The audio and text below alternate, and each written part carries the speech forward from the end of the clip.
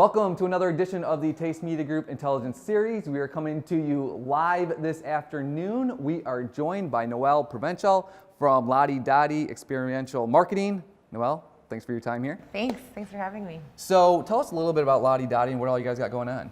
Ladidadi is an experiential marketing and events planning collective, we call ourselves, which really just means that we have a network of freelance producers and planners in Chicago and other cities that we can use to meet client needs based on program size. But we are event planners and focused on corporate, but we can do a little bit of everything. And you really have a kind of a unique take on that. It's really kind of a la carte for the clients, given that every event has its own specific needs. Yeah, exactly. I mean, some clients need an extra set of hands on site if they're doing something themselves. Some need strategy before they even get into doing events or trade shows to figure out, what does my booth look like? How am I going to show up at this conference? And then there's a lot in between. Full planning is definitely what we love to do, but we can, like you said, kind of use a la carte pricing and services to fit whatever the client needs. Yeah, and I'm sure the clients definitely appreciate that, knowing that you can kind of identify, given in your experience, also what might come up. For sure. Looking at the details in event planning, I mean, it's just such a wide industry per se, but when you get down to every event, it's all about the details. And how do you kind of treat that when a client comes to you originally? I'd say 99% of my business has been word of mouth or from people that I've worked with in the past who know my work or my planner's work. I think when it comes to clients who've never worked with us before, there's a lot of trust that we're just asking them to give us ahead of time, because one little thing goes wrong and a lot is on the line. It's not like video where you you can fix it in post-production, right? It's all live. It is all live. I think, honestly, something always will go wrong, right, at an event. And it's really more, how are we going to be able to handle it when it does happen? Anyone that tells you nothing's going to go wrong probably has never done an event before, because it's just not reality. But we try to communicate to our clients that we love the details. That's where we live and breathe. And so hopefully from past client work and photos and just getting to know us, they can trust that we're going to really be that obsessed with their details. Yeah, and you need to toot your own horn a little bit, because in her previous job, she was head of events for Groupon, and you guys did massive events and really kind of broke new ground, especially when we did video for you guys, and you guys did the movies at Wrigley Field. Yeah. Like, that was before. Like, nowadays people think of Wrigley Field as like there's concerts, but at that time, this was 6-7 years ago, like there still wasn't like events at Wrigley Field. Those were just really memorable events on our end, definitely, and all the planning that went into those. Kind of rehash those per se, if you have a minute. Yeah, for sure. I mean, Groupon was such a great brand to work for. The brand voice was super quirky, so we got to really be playful on site. And two big events that you were there for, we did movie nights on Wrigley Field, so people got to actually sit in the lawn, watch. We did Ferris Bueller and Blues Brothers. And Blues Brothers, yep. But you know, when it comes to event planning, really small or large, you're kind of doing the same thing, right? You're checking all the same boxes. It just becomes a matter of scale and then how many extra bodies you need on site to execute. But those are any event where it's like a once in a lifetime experience for people. It just makes it even more special. Yeah, we did quite a bit. No, those were massive events. You're probably not giving yourself the due credit, but you guys definitely handled that. Like you said, it's all about experience and kind of building off that experience. And then just kind of talking about right now where we're at. It's mid-November, I should say, but it's not too late if you haven't started your holiday party planning yet. True. How does the holidays how do you kind of work the holidays into the events that your clients are preparing now? Yeah, I'd say we have probably 3 clients right now that we're working on holiday parties for. My goal is always to get them to think about it ahead of time, especially in a market like Chicago. If you want to do something on a Friday or Saturday night in December, even November, space at the most popular places fill up. So it's going to be tough. My goal is always like get them ahead of the game. So let's say people are going to see this video. When should they start planning their holiday? Like, are you July, August-ish? Okay, it depends on how big your group is. If you are a group of 200 or more, summer really is the time to start thinking about it.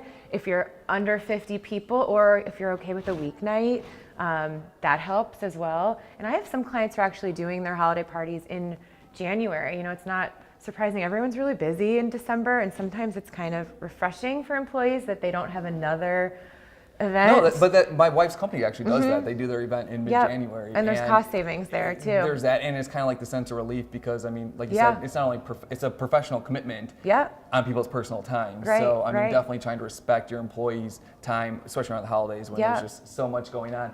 But just kind of talking about too where things are headed. What are the trends right now?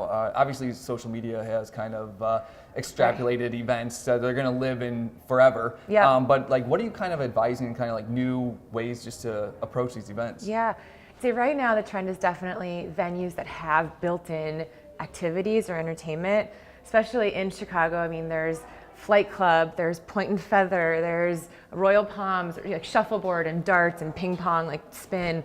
And these places are doing really well because it's an added cost that the client doesn't need to pay. You don't need to hire then another vendor to come and provide activity. It's all there for you. So we're seeing a lot of interest in those types of venues.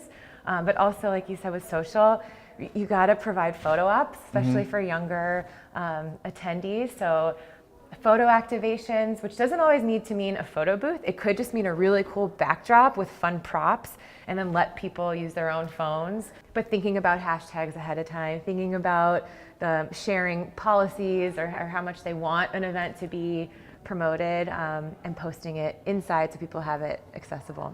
Yeah, and kind of speaking to that too, this day and age, I feel like, like you said, stuff can be shared. What are those policies? I mean, you hear these stories and like, usually somewhere anecdotally they mention the company holiday party where things kind of went wrong. How do you kind of identify red flags or just kind of make sure clients are in the right direction? Because internally, if it's coming from the heads up, somebody who's not at that level might like not push back. Do you kind of find yourself ever doing that with clients or just saying like, hey, let's like think big picture here? Yeah, it's always just kind of something I like to talk about with them, but it's really more about the client's corporate culture. And in some cases, there's not a lot of worry or discretion. I've kind of seen all of it, but I just try to always like have that conversation because if they haven't thought about it or if it's a newer company, it is a good time to think about, all right, what are our policies? How do they want us to handle it? If something does go wrong or if there's any misbehavior, should we handle it? Do they want to handle it? It's definitely something people should be thinking about. And then just kind of talking too about the events in general and with social media. Obviously on the video side, we like to be hired to document events. How important is it though, whether you use Taste Media Group or someone else, to just kind of make sure there's some documentation going on? Because it's like, I feel like you said, there's a lot of effort, a lot of money put into events, and then to not have some type of documentation, because that can be used for recruitment efforts later on. Yeah. One of the things we've seen a lot in the past 5 years, and I'm really pushing, is clients using events for marketing campaigns that live on after that night, right? And so that even comes down to thinking about what you put on your signage. If you put a date, that's great, but then you might not be able to use that content further on. So if you have more generic marketing materials around you at the event, I have clients that can take that content, that video content, and use it in other campaigns that have nothing to do with what's going on there. So they're really like getting more bang for their buck. I mean, I think not capturing content like that, it's just not as good of a use of a client's budget.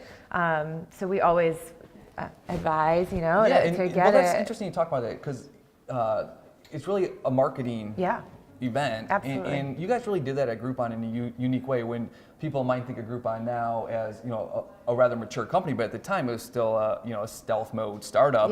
And you guys were really utilizing these events for marketing. In fact, we were there documenting it. Obviously, it lives on. But just, how do you kind of advise clients where this is also a marketing play? Yeah, I mean, events as a standstill, I mean, there's plenty of event types that are more social usually, like parties that have a purpose. But in terms of marketing, events should never, in my opinion, be a standalone piece of the marketing pie, right? An event should really be supporting a larger campaign. And so it just keeps the message, continuing. It brings it into real life, but shouldn't be kind of a standalone. So we try to get into what else are you doing? How does this fit in with your other campaigns? And how do we help it live on? And a lot of it is through video capture and what they do with it after. No, exactly, exactly. And so thank you for watching here. We are on Facebook Live with Noelle Provencial from Ladidadi Experiential Marketing. Got you for a couple more minutes here. We're just kind of talking all things events here. And as you move forward here in building your own company, what's been some of the transitions you've gone from working for Groupon, which is obviously, especially here in Chicago, a very large employer, worldwide international company, to starting your own business? I mean, that's quite a transition when, you know, the opportunities for Groupon or other corporate type entities would probably be there for you as well. Yeah, I mean, it is a world of difference, but I actually find that in terms of my time and my team's time, we're really just spending it way more on the actual planning, as opposed to when you are part of a bigger corporate organization, you know, you're involved in a lot of other meetings and what have you that don't have to do specifically with what we were doing. So I'd say if anything, I'm a lot more focused on the actual production. Of course, at a company like Groupon, there's a lot more resources, so we've had to be scrappy. But I'm loving it. I think it was the right change for me, and we've also found that, I don't know if it's just our network or the city or maybe a combination, and there's so many companies out there that have event needs but don't necessarily have enough of them to have it make sense for them to have a full-time event team or event person. And so we're just kind of fitting in there to help companies with those specific times throughout the year where they need a little extra support, and it kind of makes up enough work for all of us to stay busy. Yeah, I mean, that's for sure, because if you're running a business and you're trying to have an event, like just being able to delegate that to people that know what they're doing is it's so much a load off your shoulders just to know that's being taken care of. And like we said, the details are being taken care of, because most people that are, you know, trying to put it together aren't thinking at that level like you guys think. So very, very cool. And then just any other advice you would have for people trying to get into the event space? You know, Lizzie and I were driving around this today, and she said something kind of interesting from a younger perspective. She goes, "That sounds cool, but it sounds like a lot of work." I mean, can you kind of take us through like did you want to do this originally, or what's kind of the personality type? Because I think between you and Noha, you guys you're very calm and collected at all times, I think, which kind of helps. Like you can't really be a roller coaster type personality. Just what would you say just in general about what type of person might be attracted to this and be successful and not get burnt out? Yeah. I'd say events in the event world, it looks a lot more glamorous than it really is. There are a lot of days and nights where you are physically working, and it does come down to the details. You can't be afraid to get your hands dirty and move things around, clean up, stuff swag bags, set up structures. But I also think if you find true enjoyment out of creating experiences for someone else, I mean, that's where it keeps me going. But I'd say in terms of personality, there definitely has to be a mix of type A, very organized, keeping things on a schedule, but then also on site, you really have to be able to keep your cool, because even if there's a fire going on in the back, your client needs to think everything's fine. So kind of a mix of cool, calm, and collected, but then like very tight when it comes to your run of show and your vendors and contracts and everything else. Yeah, no, that's excellent advice. And so how did you end up getting into the event space? It seems like there's not really a college degree for event marketing. Yeah, no, I have a degree in journalism actually, and never knew I would love event planning. I actually went into hotel sales first out of school, and was exposed to kind of the large events that were happening at one property. And that's where I kind of got a taste of, there's some creativity going on here. There's communication, which is a big part of it. But I didn't get into events truly until I'd started. This is my second company I've started. I had an online magazine for women called Poor Little Rich Girls. Very cool, and, very cool. At the time, we found that our clients, who were small restaurants and boutiques around the city, were way more willing to pay us to host small events in their stores instead of paying for an ad on the website.